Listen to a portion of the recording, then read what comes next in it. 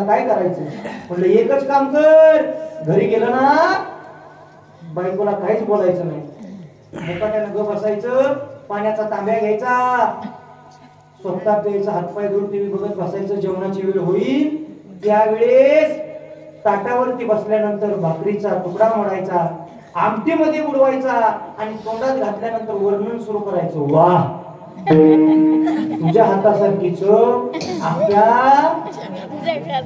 गोंडोली ना, काय ना गोंडोली गावात हाताला नाही. अगं सुग्र नाही, सुग्र मीच मूर्ख होतो, आतापर्यंत तुला नाव ठेवत होतो. अगं पण तू आहेस म्हणून माझा प्रपंच टिकलाय, तू सुग्र नाही, सुग्र. एवढं वर्णन करायचं. तो म्हणला महाराज पुढं, म्हणलं एवढंच कर, सगळं व्यवस्थित होतंय.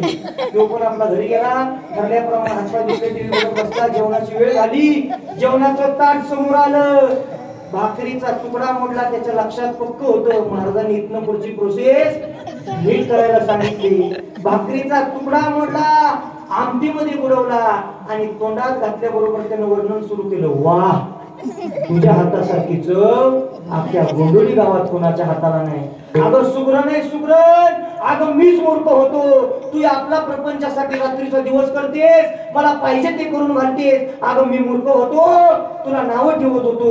अगं तू सुग्र नाही, सुग्र. त्यानं दोन चार शब्द मनाचं घातलं, लयच बायकोचं वर्णन करायला सुरुवात केली. बायको स्वयंपाकगृहात गेली, लाटणं घेतलं आणि जे बदल बदल बदल बदल